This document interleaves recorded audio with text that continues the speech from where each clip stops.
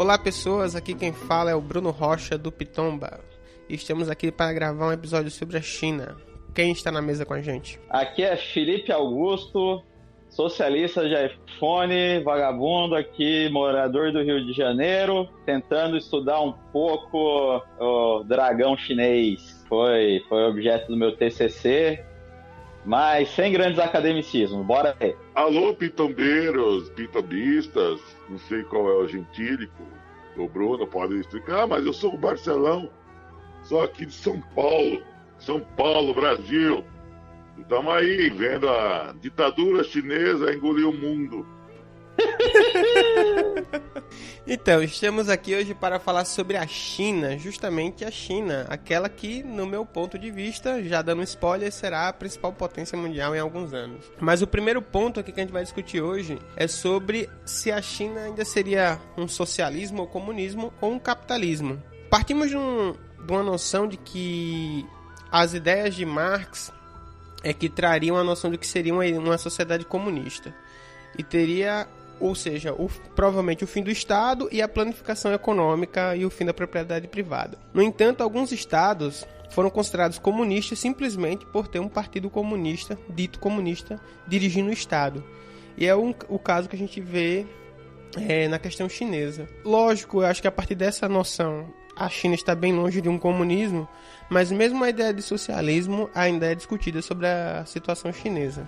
O que é que vocês acham? Não, então, eu acho que não dá para ver a parada como 8 ou 80. A gente tem que se livrar um pouquinho desse olhar ocidental, né, eurocêntrico, que só a gente tenta sempre comparar com as democracias liberais aqui, né, e não consegue entender o funcionamento da sociedade chinesa, porque senão você não entende. Ah, uma ditadura, não sei o quê.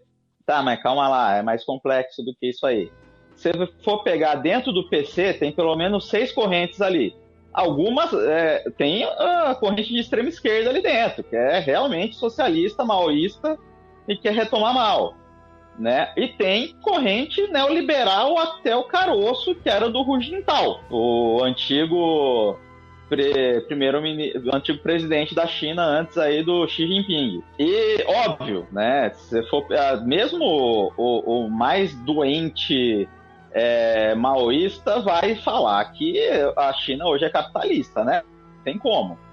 Agora, qual que é a discussão?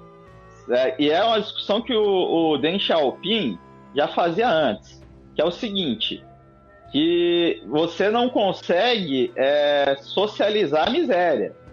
Então, a discussão que eles fazem é que é preciso um capitalismo de Estado ali, né?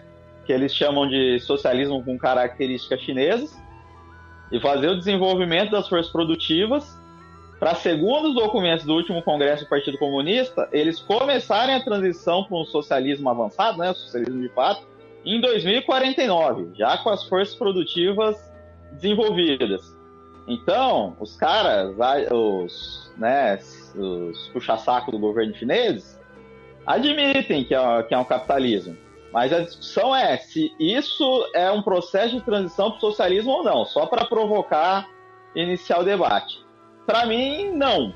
Só que eu acho que mudou muita coisa da crise para cá, porque a crise de 2008 fez com que a galera do neoliberalismo extremo, né, Hu Jintao e Companhia Limitada, se fudesse dentro da China, perdesse correlação de forças no partido. Porque se seguisse naquele caminho, a China ia pro buraco junto com os Estados Unidos. Aí cresceram outras tendências, e o Xi Jinping, para poder subir no poder, se aliou com a galera ali da esquerda do PC. É por isso que ele retoma tanto Mao e tal.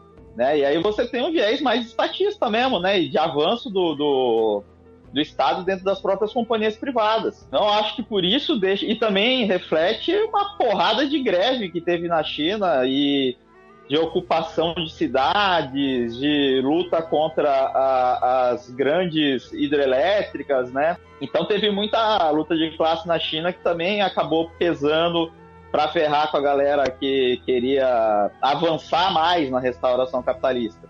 Então eu acho que é um processo de luta de classes e que é a luta de classes que vai dizer para onde que ruma essa parada. Não dá para simplesmente falar é isso ou aquilo e querer ser a mãe de Ná, entendeu? Ou seja, a própria noção que a gente tem no Ocidente de que a China é algo monolítico, porque não existe partido, só existe o Partido Comunista na China, pelo que você está me dizendo, essa noção ela inexiste porque a disputa, na realidade, está dentro do partido, ou seja, essas várias frações políticas que representam correntes e linhas de pensamento estão dentro do partido, ou seja, em vez da disputa política se dá através dos partidos, como se dá nas grandes democracias do mundo, no caso chinês, a disputa está interna ao partido, as frações internas do partido. Inclusive, não é proibido outros partidos, não. Tem 11 partidos, 11 ou 9, acho que é 9 partidos na China, né? Só que os outros 8, eles representam muito mais minorias étnicas, mas tem direito a 30% do parlamento. Né, 70% é obrigatório ser do PC e 30% pode ser de independentes ou de outros partidos. E você, Marcelão, o que acha dessa relação entre capitalismo e socialismo na China? O problema é que o pessoal associa o elemento de socialismo na China somente com a repressão. É o exército mandando cacete nas minorias. A polícia fazendo um trabalho de reconhecimento facial nas mobilizações em qualquer lugar, em qualquer cidade, grande cidade da China. Então é só isso, os elementos de socialismo. Os elementos de socialismo que aparecem aqui no fim do mundo, né? O Ocidente é mais o pessoal da Europa e América anglo-saxônica. Mas os elementos de socialismo que nós recebemos aqui nesse fim do mundo, como diz o Papa, é só a repressão, né? Repressão. Não tem mais aqueles critérios clássicos se você debate monopólio do comércio exterior chinês. Não tem mais nada disso aí. Então, mas no caso, eu tava vendo esses dias, estudando um pouco para gravar esse episódio, e eu me lembro que a China ainda controla o monopólio, tem o monopólio do comércio exterior. A diferença é que ela abre cotas, mas ela controla os capitais, remessas de capitais, controla tudo. É tanto que eu acho que as companhias estrangeiras que atuam na China, elas só podem enviar para suas matrizes que 30% do lucro obtido na China. O resto tem que ser invertido em investimentos na própria economia chinesa.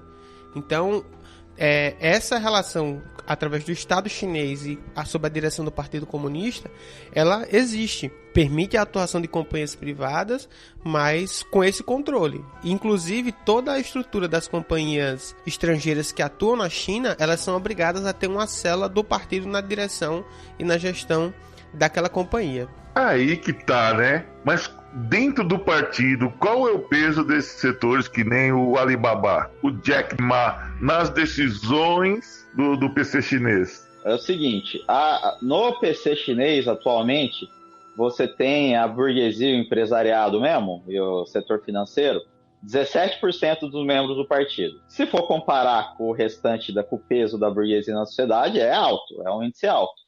Só que, para além disso, né, tem todos os vazamentos lá do offshore leaks, né, os Panama Papers e etc., que revelaram que a cúpula do PC chinês está totalmente embrincada com os grandes capitalistas, né, porque os familiares, né, ganharam muita grana. Então tem uma relação carnal aí, né, só que o que acontece? Xi Jinping foi malandro nisso daí, né? Porque o que ele fez? Ele usou isso daí para ferrar outros setores do partido em disputa, porque ele é um Bonaparte, né?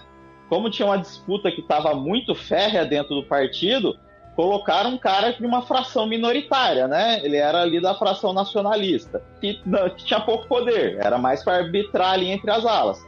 Mas ele aproveitou esses escândalos aí também para fazer a limpa nos adversários, né?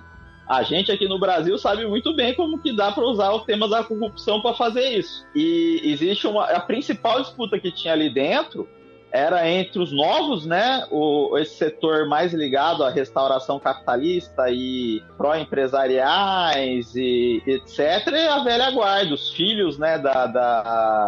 dos grandes revolucionários. Xi Jinping é filho de um dos caras do bando dos 4, né, dos amaldiçoados pelo mal. Teve um certo retorno, né, porque a velha guarda retomou o partido. Então, esse setor mais pró-globalização, mais pró-livre mercado, associado diretamente ao grande capital chinês, teve uma freada.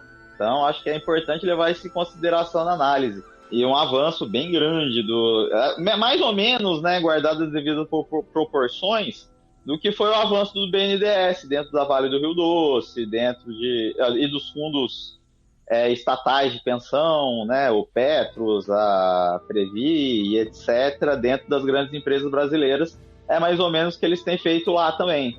Né? Então, tem um planejamento estatal da economia, do comércio exterior ferrenho, e também não existe propriedade privada da terra ainda na China, né? Não, então, já pegando esses pontos aí, avançando a pauta aqui para a questão da China enquanto potência mundial, né?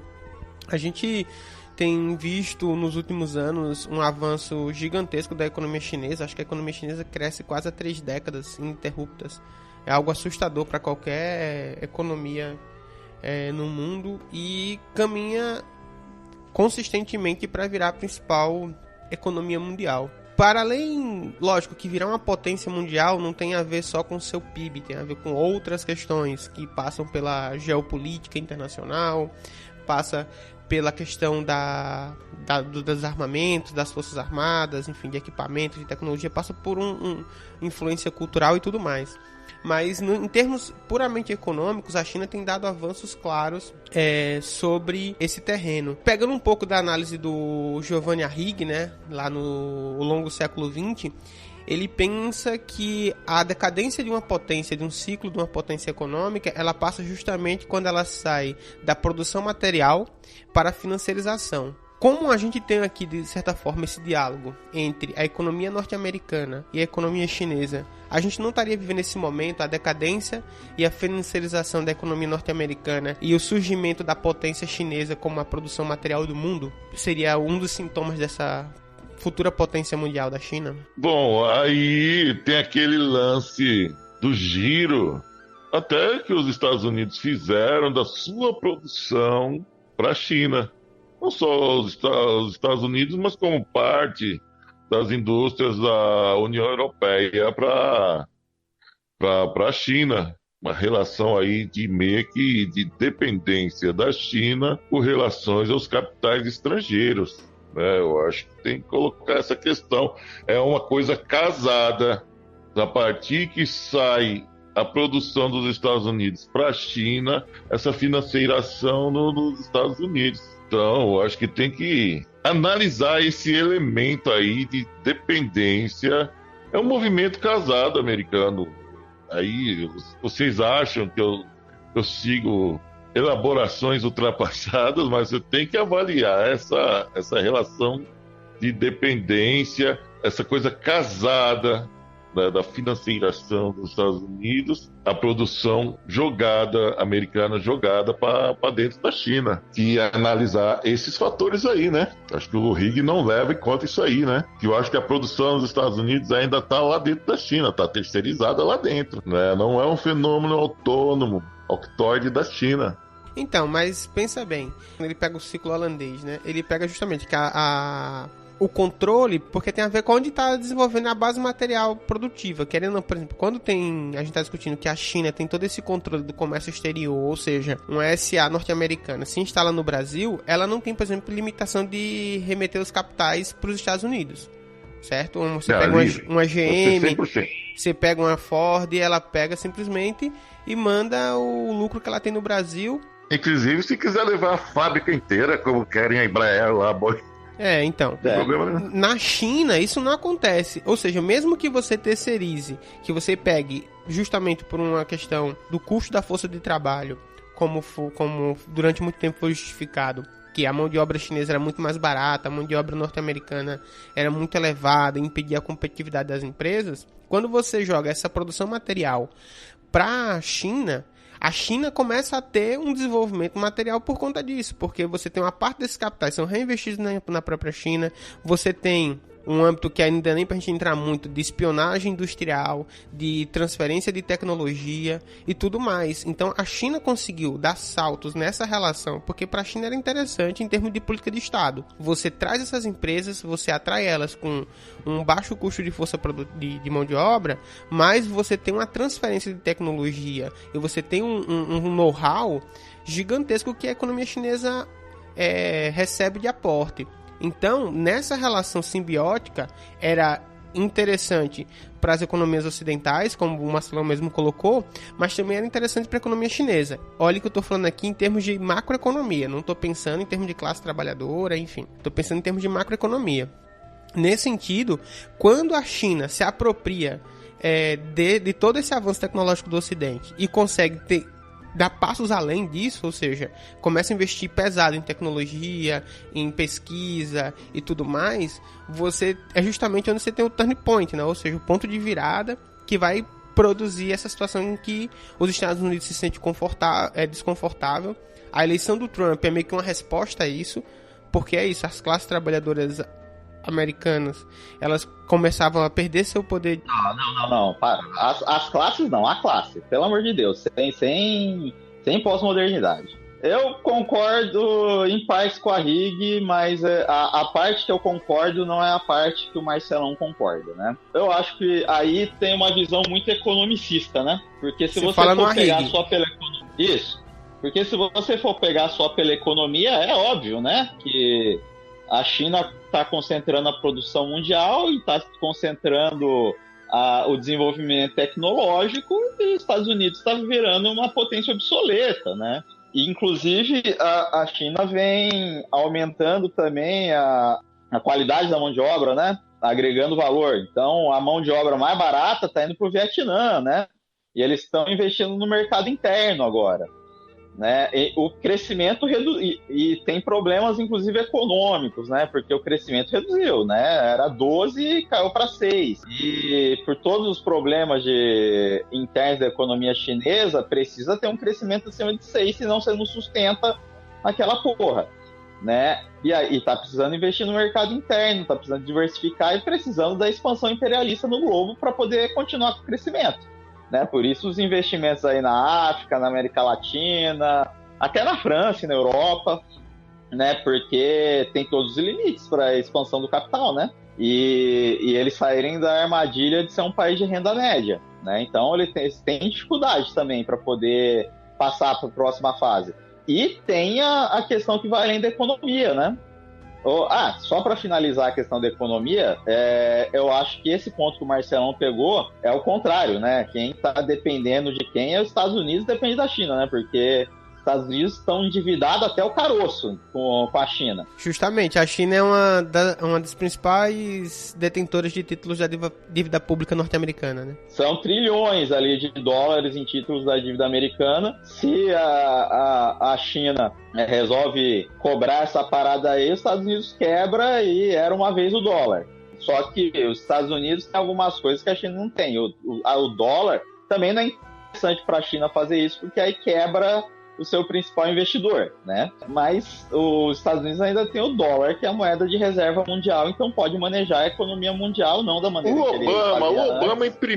O Obama imprimiu dólar, meu. Eles imprimem dólar, imprimiu dólar pra cacete. Os Estados Unidos ainda é a principal potência mundial, né? O que a gente está discutindo é se a China pode vir a se tornar. E além do dólar, os Estados Unidos têm poder militar, amiguinhos. A história do mundo é a história da luta de classes e da luta militar, né? A geopolítica envolve isso. Os caras não vão assistir quietinho isso, não. Entendeu?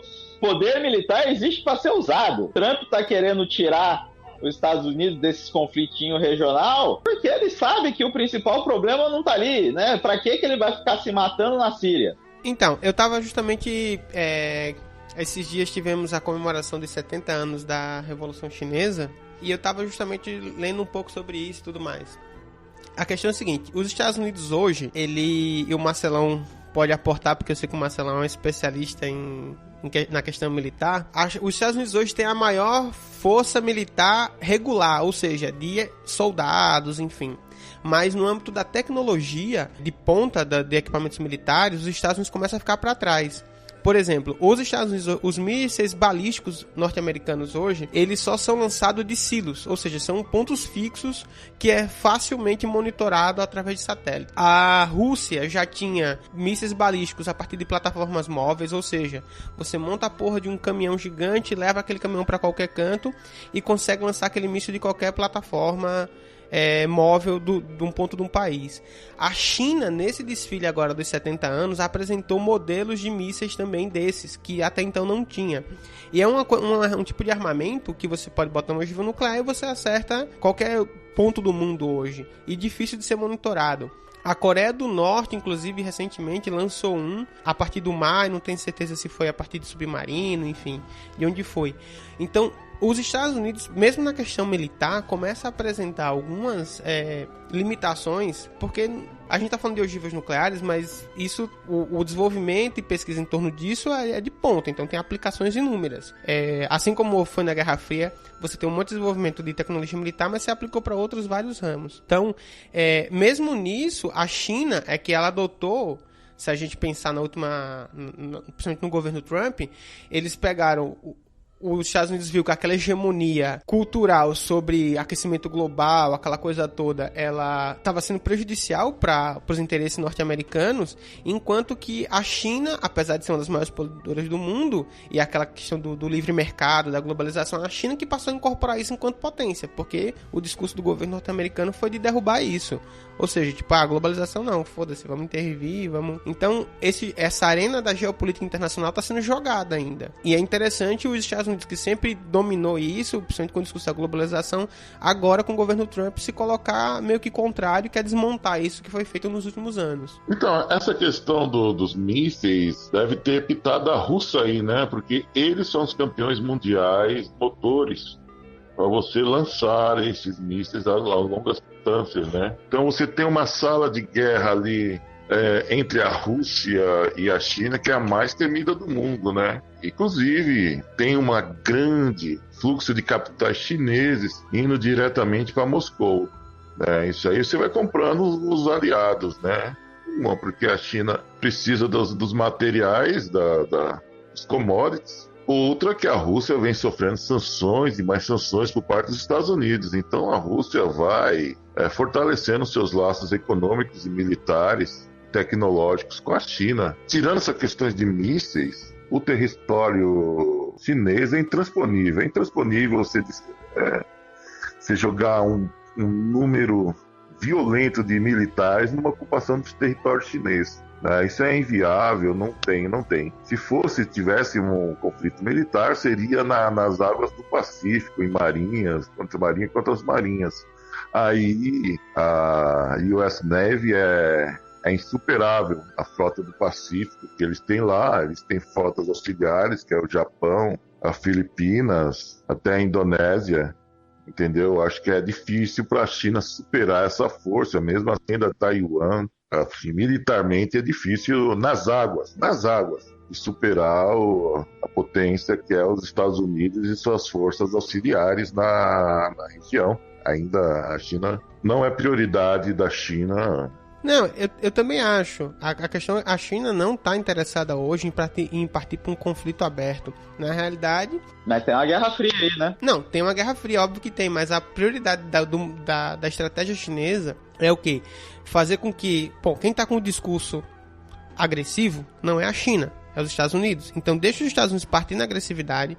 Toda a relação que a China está fazendo com a Europa é justamente isso. Fala, olha, os Estados Unidos estão com guerra. O sistema que tá funcionando. Eu tô topando jogar isso aqui. Vamos continuar jogando? Tá sendo proveitoso.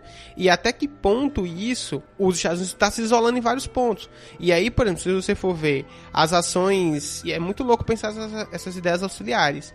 Porque ao mesmo tempo que tá funcionando, você tem setores do Oriente, pensando aí a casadinha China-Rússia, atuando para destruir a União Europeia por dentro. A exemplo do que alegações, a gente não tem prova, obviamente, da influência russa no Brexit na Inglaterra, nas das eleições pela Europa, enfim, a fronteira do Oriente. Extrema-direita. Os grupos de extrema-direita. Tem uma ideia no discurso público, tem uma ideia de soft power, ou seja, vamos continuar no crescimento global e tudo mais, mas subterraneamente estão atuando para desmoronar essa organização por dentro. Briga de cachorro grande, né? Briga de cachorro grande. Só que, no final das contas, a parada não é meramente ideológica, né? A parada é prática, econômica também. Porque vamos pegar aí o governo Bozolino, né? O governo Bozo. Que fez, né? Falou Trump, I love, que não sei o quê. Aí o Trump mostrou o nabo, né? Que não vai apoiar para entrar na OCDE. E já tem... Por quê? O que tem por trás disso? O Bolsonaro já tinha marcado uma visita à China no mês que vem. Aí, por quê? Porque os caras, o Guedes, quer fazer 1 milhão de privatizações e quem tem dinheiro para comprar isso aí? É o Xing Ling, entendeu? Os Estados Unidos não vai comprar porra nenhuma. Quem vai comprar a Eletrobras, né? As subsidiárias já estão comprando. E que vai comprar a Eletrobras de conjunto é a State Grid chinesa. Quem vai comprar os Correios é o Alibaba. Então, não adianta. Mesmo que tenha toda ideologia contrária, cara, quem tem dinheiro para poder investir é os chineses. Então, é muito difícil, só pela via econômica, os Estados Unidos vencer isso daí. Não, concordo. E é tanto que, por exemplo, até porque também não existiria interesse norte-americano, porque não é só... Tem a ver com escoar a sua produção também. A China, ela tá pensando em reserva de matéria-prima, e o Brasil é uma reserva gigantesca de matéria-prima, seja para alimentar a população chinesa, que chega a quase 2 bilhões de pessoas, seja para alimentar a indústria chinesa. A gente tem a maior reserva de aço, de ferro do mundo, e outros tantos minerais, alumínio e outros. Mas também pensar o escoamento do produto. Hoje, por exemplo... Boa parte do que é consumido no Brasil, em termos de produto industrializado, não é feito aqui. O que a gente tem, por exemplo, inúmeros produtos, é tudo feito na China. O máximo que as empresas brasileiras fazem é parceria com fábricas chinesas para botar o logo da empresa brasileira, mas é tudo produzido na China. Uma parte do que seria produzido aqui, então você tem a intenção de, inclusive, de adquirir essas companhias, ela passa pela questão de você... Primeiro, criar uma relação mais estreita com a fonte da matéria-prima e ajudar a escoar a produção. Porque, por exemplo, boa parte das coisas que vem pelo AliExpress, ele é escoado pelos Correios brasileiros, para distribuir pelos Correios brasileiros. E o sistema, sinceramente, hoje é ineficiente. Eu sou um consumidor dos produtos chineses através do AliExpress. Tem esse gargalo, então... Esse investimento, eu tava vendo os últimos dados que eu tava vendo do ano passado, era que chegava por dia no Brasil 300 mil pacotes, isso de pessoas físicas. Não tô pensando nem nas empresas que importam containers e mais containers de coisas da China. É a pessoa física que tá comprando direto da China.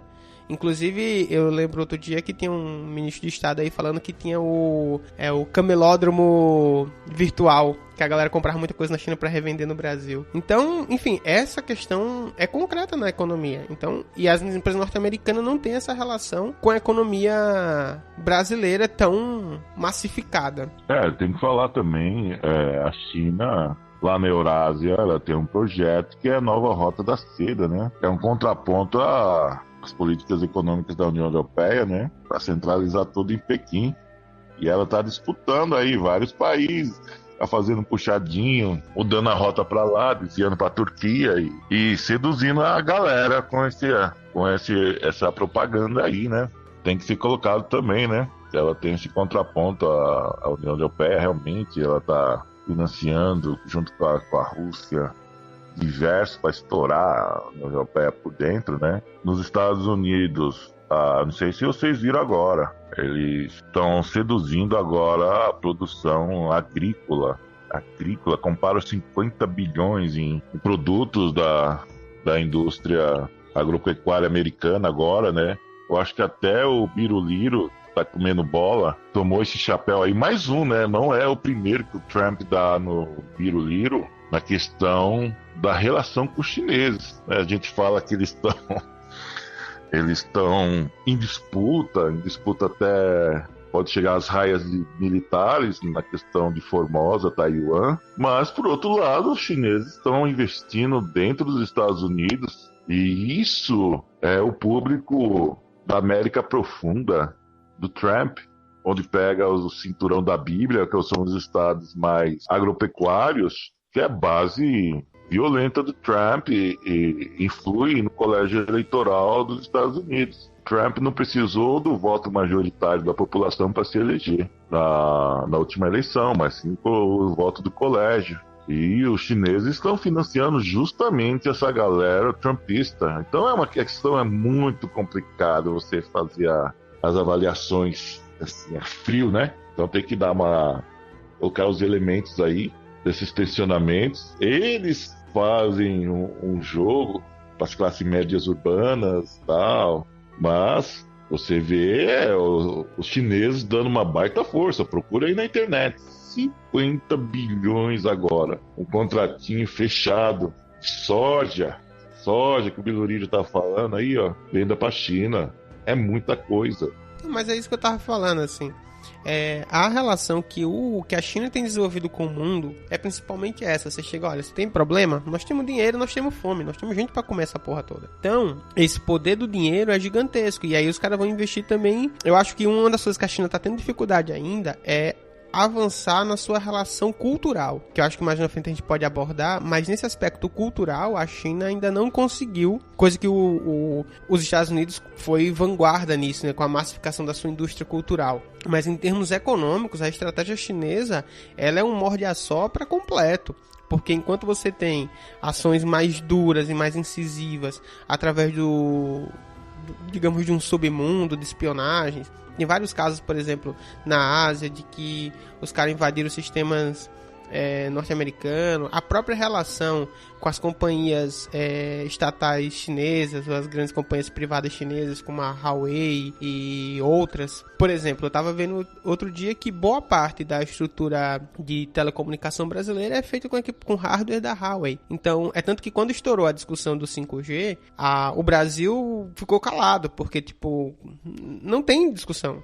A discussão é que o Brasil não produz, importa, e era muito mais rápido, barato e econômico comprar um modelo chinês dessa estrutura de telecomunicação do que entrar na discussão norte-americana. E justamente porque a fronteira de pesquisa tecnológica, ou seja, aquele primeiro momento em que a China não tinha um know-how e importou e abriu espaço para que as companhias privadas estrangeiras entrassem e implantassem seus parques industriais, fez com que, e a própria relação fala, para essa companhia estar aqui, a gente precisa ter uma célula do partido dentro e todo aquele controle, fez com que boa parte dessa tecnologia, a forceps, fosse transferida. Então os caras, a partir disso, um investimento pesado em pesquisa chinesa, o primeiro passo dos caras foi fazer a cópia descarada daquele produto. Na prática, a pirataria comercial. O segundo passo foi ir além dos caras. A gente vai pegar disso, o que a gente pode fazer além disso. Nós estamos justamente nessa fase em que, no aspecto tecnológico, a China está tomando a dianteira em várias pesquisas, seja, por exemplo, em inteligência artificial,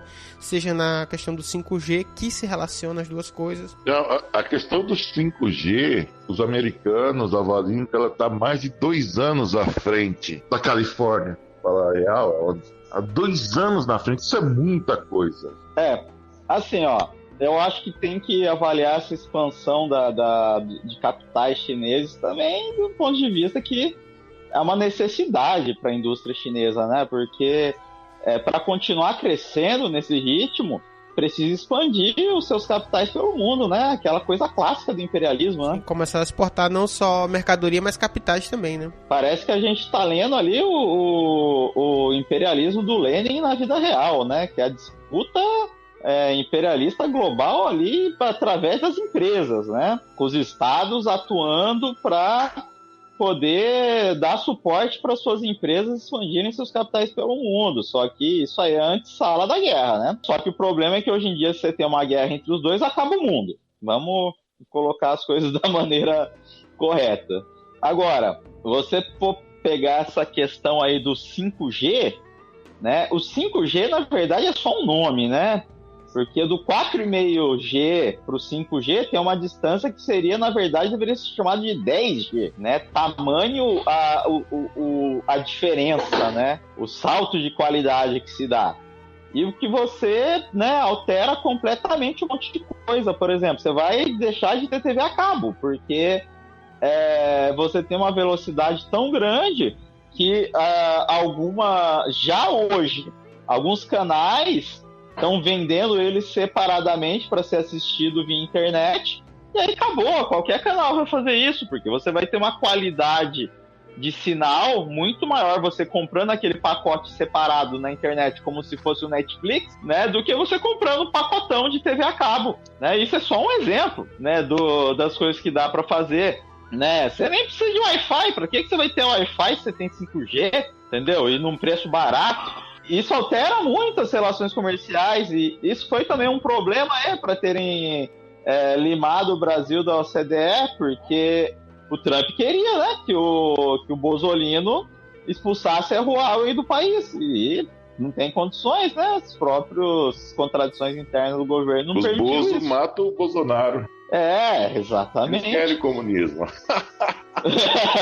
Cara, qual foi o primeiro país que a bancada do PSL foi visitar? A China, era justamente isso que eu ia falar agora. Que os caras, inclusive, foram... Você pega a questão do 5G. O Mourão não sai da China. A questão do 5G é que toda tecnologia ela pode ser hackeada do exército americano, da marinha, da força aérea, pode ser hackeada pelo exército chinês. Então você joga drones, mísseis, tudo que tiver tecnologia digitalizada, só se for de ponteiro que o 5G não pega. Então, se você jogar um míssil, o 5G chinês, que é mais rápido, feito na Caltech, pode entrar no sistema e virar um míssil nuclear americano, por exemplo, para jogar em Washington. Então, é um problema de defesa que o Trump fala que é real, é concreto. O 5G do chinês é mais rápido, então as ordens do comando da sala de guerra sino-russa chegam primeiro no míssil americano do que do... Não só isso, né? Tem a ver com a densidade da tecnologia, porque o sistema, por exemplo, de 4G, o sistema de internet móvel que a gente tem hoje, ele é baseado em grandes torres espalhadas cobrindo uma certa área. A ideia do 5G é que você tenha torres pequenas, a penetração dessa tecnologia, desse sinal, ele é baixo, mas como é uma rede gigantesca, ela acaba atuando de forma mais densa e capta tudo do entorno. Então, e uma das coisas que os caras estão testando na China, por exemplo, é que eu tava até pensando esses dias, a China vai ser o primeiro país a abolir o dinheiro em papel, porque até a galera na feira já trabalha tudo com QR Code, é tudo pagamento digitalizado. Então, pensar que a internet das coisas, que é onde passa boa parte do fluxo de capitais e tudo mais, vai ser todo digitalizado, e você ter fragilidades, você ter um país, uma potência mundial dominando essas tecnologias, é um impacto gigantesco. Então, você vai perder muito desse fluxo de capital. E lógico, tem essa implicação da questão da defesa, porque é isso, se você tem... Eu até compartilhei com o Marcelão outra vez, que os caras estavam usando aquelas Mi Band, que é aqueles relógios de pulso, para fazer treinamento em bases secretas no Afeganistão. Apareceu, caguetou as bases. Os caras entregaram as bases porque estavam usando um relógio para fazer esse que media batimento cardíaco, e aí vazou, ou seja, uma coisa que era secreta, a partir do uso de uma tecnologia local, vazaram as bases. Então, é um problema real de segurança. Nossa senhora. Só falta o meme do Caetano, né? Meu Deus, como você é burro. Mas acontece, cara. Imagine a quantidade. O cara tá lá dentro da reunião do alto comando usando o WhatsApp. Então, é tanto que quando você vai pegar no Brasil, por exemplo, quando ia ter reunião com a cúpula militar do governo, os caras vistoriavam todo mundo, ninguém entrava com celular. Não, eu só queria salientar também que, assim, o 5G é o que já tá pronto para vender. Mas as coisas que os caras estão... As tecnologias que os caras têm em laboratório é um negócio fora de série. Os caras estão trabalhando com física quântica, entendeu? Para tecnologia de informação e para telecomunicações. Que é o seguinte, eles estão trabalhando com o conceito de células gêmeas, né? Que é uma velocidade superior à velocidade da luz. Por quê? Como que é possível isso?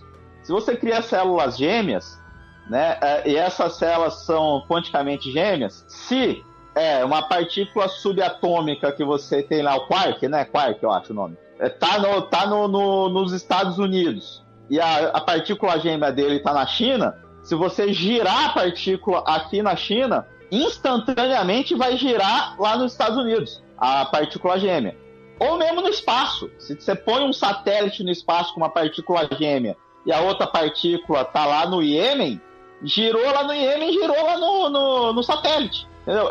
Esse é o nível de tecnologia que os caras estão desenvolvendo. Tem uma diferença em relação a... Lógico, nem tudo é publicizado, mas principalmente as empresas norte-americanas, ela tem um interesse em publicizar muito rapidamente. Por exemplo, essa questão do computador quântico, o Google alcançou uma barreira aí do computador quântico e publicizou. A diferença é que, como a economia chinesa ela é muito dirigida pelo Estado, tem muito esse segredo de Estado, a Revolução Chinesa não tem muito controle. Você vê muito isso no controle da comunidade internacional, eu tô falando. Então não dá para ter certeza do que os caras estão desenvolvendo na China. Só tem certeza quando os caras formatam um pacote e começam a vender no mercado internacional para outros países, implementar tudo mais.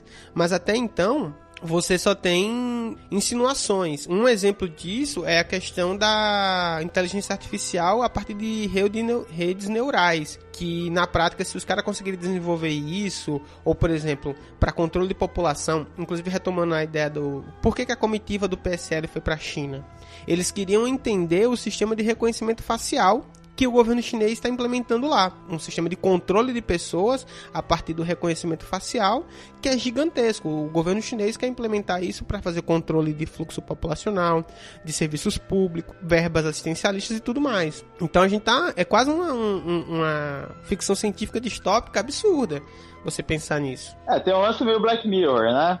Isso aí tem a ver também com o próprio desenvolvimento do mercado interno chinês, por incrível que pareça. Porque aqui eles usam isso meio que nem um cadastro positivo. A pessoa é avaliar, não o reconhecimento facial. O reconhecimento facial vem um pouco nessa lógica também, né? Porque o chinês, em geral, ele tem um apoio tremendo ao Xi Jinping, né?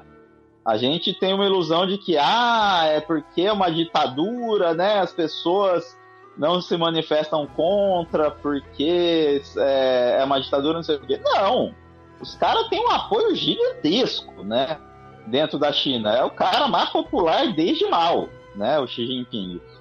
E essas tecnologias de reconhecimento facial, né, ou esses programas aí que a pessoa tem no celular para ser avaliado, né, que nem o Black Mirror mesmo, eles têm apoio da população, né, porque essa questão da corrupção, né, e é reivindicado, né, como se o governo estivesse protegendo a população contra as grandes empresas ao realizar esse cadastro positivo, né, e ao fazer todo esse controle. Tem esse controle rígido, mas que no fundo não é tão diferente do que o cadastro positivo vai ser no Brasil.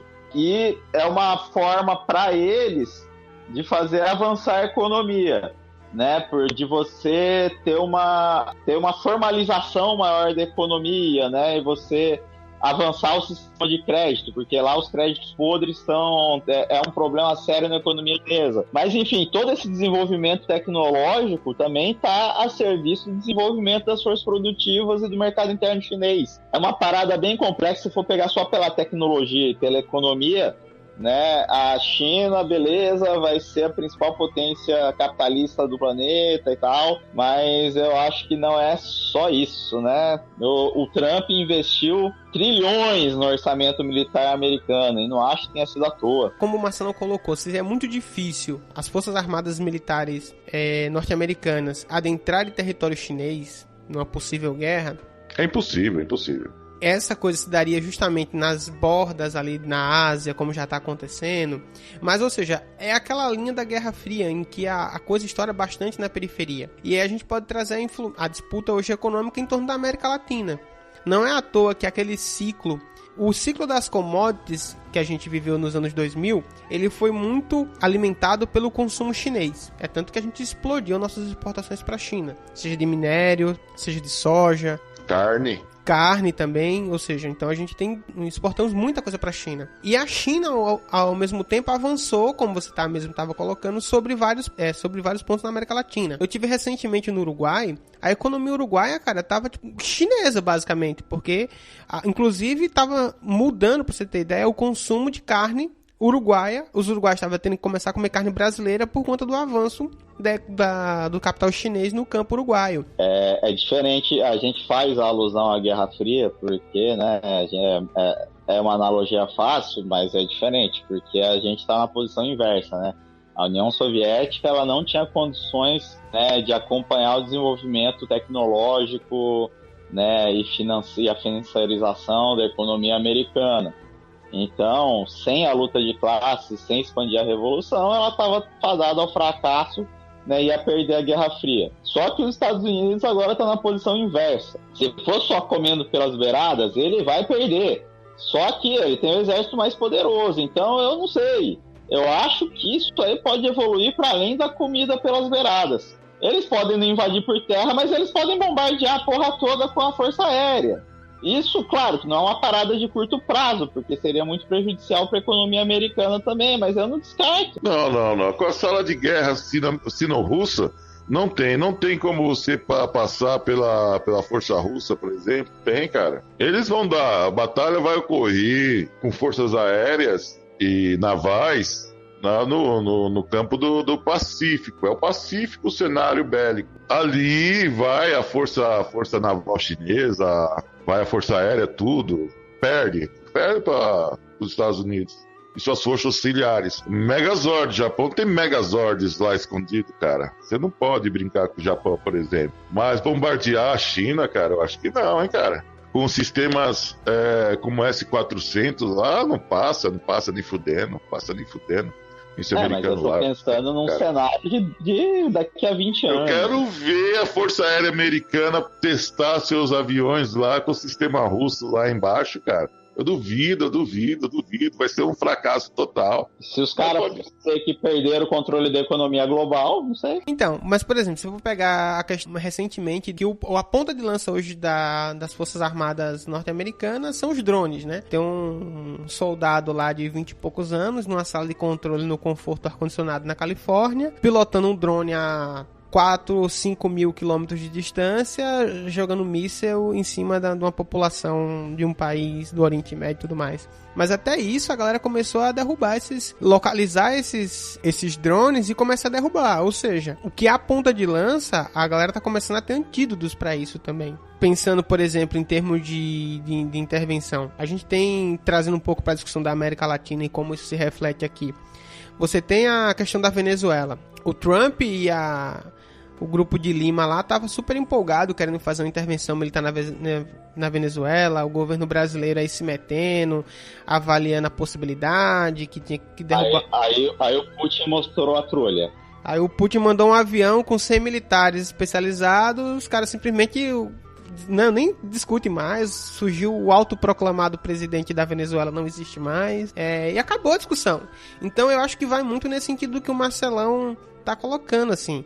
Os Estados Unidos, por mais que tenha a maior efetivo militar do mundo e tenha um dos maiores gastos militares do mundo, tecnologicamente, que é onde... Porque hoje a coisa não se decide pelo número de homens alistados e treinados que você tem, mas sim pela fronteira tecnológica e pela inteligência e contra-inteligência. E nesse sentido, a Rússia tá anos à frente. A Rússia hoje, por exemplo, tem o maior arsenal nuclear do mundo, maior que os Estados Unidos, inclusive, no número de ogivas nucleares. E os caras estão com mísseis balísticos, a economia russa tem investido muito nisso. A chinesa também tá vindo junto.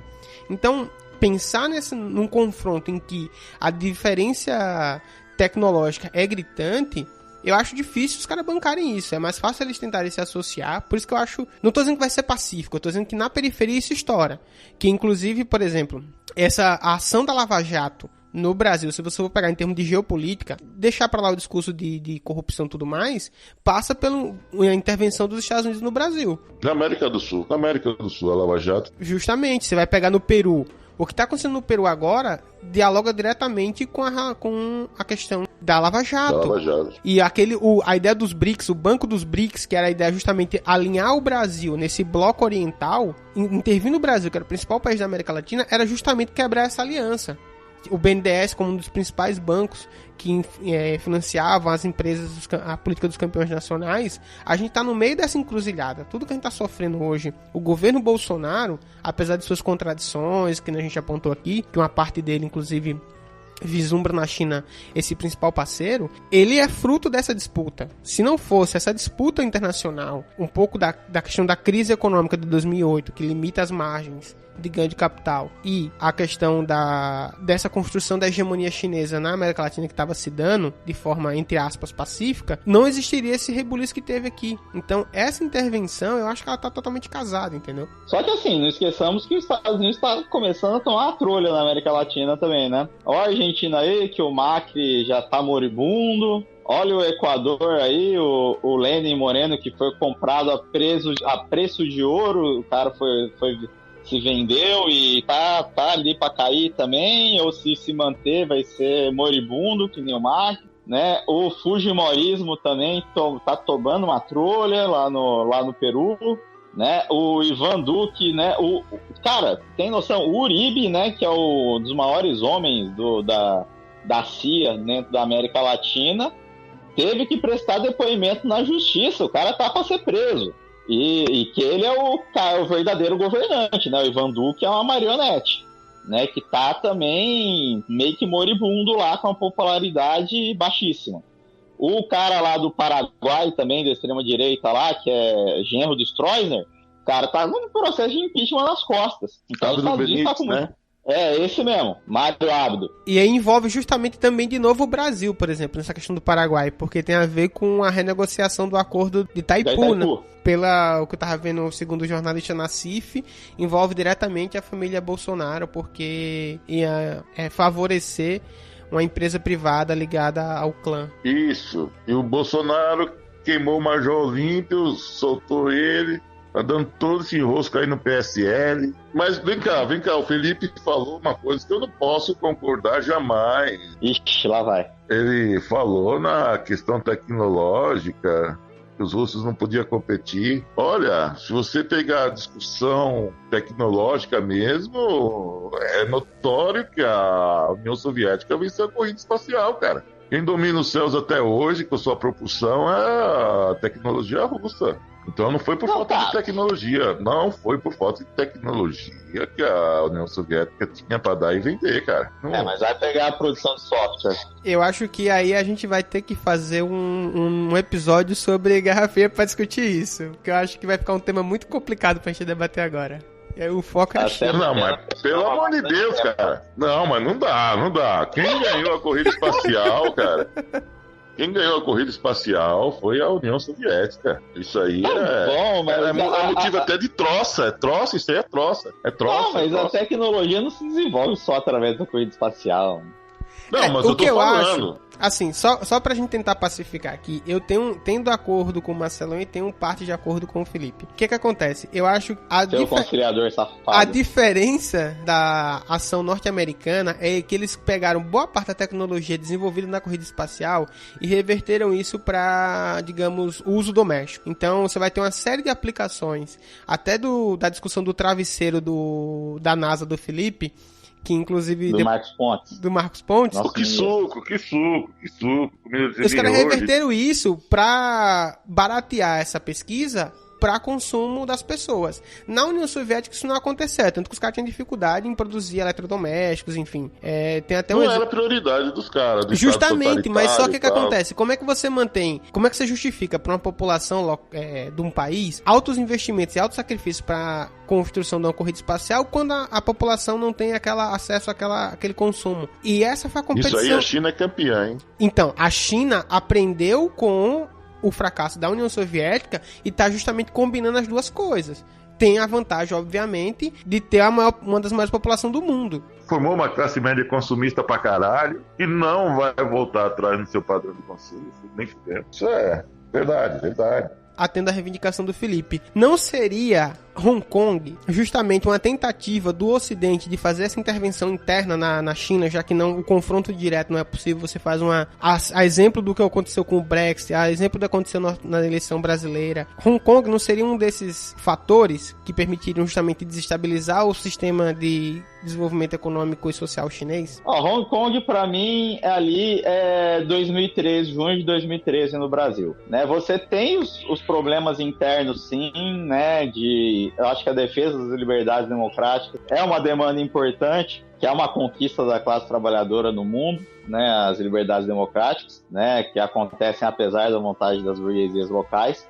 Né, lá eles demorou muito para conquistar isso, porque era uma ditadura da colonização britânica, né? Só que, como tem sido a política dos Estados Unidos, tem sido de incidir em todas essas mobilizações, como ele fez no mundo, para colocar uma grana preta através de tanques, através das fundações, etc., e girar esses movimentos a seu favor. O que virou isso aí? Né? Virou um movimento patrocinado pela CIA, né? Bandeira americana nas manifestações, slogans anticomunistas, invadir o parlamento, colocar a bandeira de Hong Kong britânica, entendeu? Então o negócio que começou, né, pelo movimento estudantil, totalmente justo, pelas liberdades democráticas, foi tomado pelos Estados Unidos nessa disputa geopolítica global. É isso. E aí, sim, tem relação com essa Guerra Fria aí. Como o Felipe botou, isso aí é assunto, é pano pra manga, é o debate aí que tá acontecendo no mundo todo aí agora, né, meu? Tá voltando uma onda de protestos de rua. Eu acho que o Hong Kong está inserida nesse contexto. A questão de Hong Kong, cara, vem desde da fundação da República Chinesa, Popular Chinesa, quando o Kuomintang sai para Formosa, estabelece a República da China. Não, a República da China vai para Formosa, e você tem lá as cidades coloniais, Macau, Hong Kong, e você forma mais um terceiro ente aí, que é a República lá de Taiwan. Então tá tudo incernido nessa questão aí, né? Taiwan sempre teve uma grande influência em Hong Kong, foi construída no discurso anticomunista, tal, uma construção social lá na região. Acho que tem que se entender isso. Não é de hoje, não é um movimento que nasce montado pela CIA, tem profundas raízes sociais, e que eu acho que tem a disputa, e a esquerda lá em Hong Kong está certíssima em fazer essa disputa. É uma disputa aí que vale a pena. Eu acho que não é bom rotular, como fazem aí, é coisa de americano, tal. Tem disputa, tem a coxinha aqui, nós perdemos aqui no Brasil, apanhamos na Avenida Paulista. E a esquerda tá perdendo lá em Hong Kong feio, né? Claro, nós estamos perdendo, cara, perdendo. É a conjuntura que tá desfavorável, mas nós fazemos a disputa. Que não pode entregar situações tudo de mão beijada, ou passar que você está aliado com o poder continental ou ditatorial chinês. Inclusive, esse movimento de Hong Kong conseguiu manter o que era antes das pretensões chinesas. A China queria avançar no sistema judicial de Hong Kong e tal. Não conseguiu, recuou. Isso é uma importante vitória. Pra mim, eu acho importante, né? Mas tinha trabalhador lá nas manifestações coxinha verde e amarela até aí. Na Hong Kong, basicamente do movimento da ilha, todas as centrais, a central operária lá dos trabalhadores apoiou o movimento, cara. Poucas categorias furaram. Poucas. Mas uma coisa era o começo, outra coisa é o que virou. Não é o que virou. Agora, se você não for fazer movimento de rua por causa que a burguesia, com medo de enfrentamento, cara, vai pra casa. Ou se não, vai pra Shenzhen. Ou Macau. Cara, eu não vou pra manifestação de coxinha. É a mesma coisa. Você perdeu a coxinha. Tá em disputa lá, seguinte. Acabou a disputa já. Acabou a discussão. Vamos todo mundo almoçar, porque já são 11 horas da manhã. É coxinha. Você que vai querer puxar isso aí essa hora do campeonato. Essas provocações, saiu, tá todo mundo aliado com a repressão chinesa. Mas sabe por que eu fiz isso? Que nem o Bolsonaro, cara. Só o caso que vai chegar a 5G aí, o Dória vai trazer o 5G, vocês sabem, não, é China, é ditadura, vamos matar todo o mundo. E quem for contra o novo Mao Tse Tung lá. Mas eu fiz isso só pra gente ficar com o gostinho desse final aqui, dessa disputa, desse calor, pra gravar um próximo episódio sobre Hong Kong, entendeu? E sobre o Equador. Então, fiquemos aí na expectativa para os novos episódios que gravaremos juntos. É isso aí, galera. Muito obrigado. Beijo na bunda, até a próxima. Falou, até mais, pitombeiro. Falou. Falou.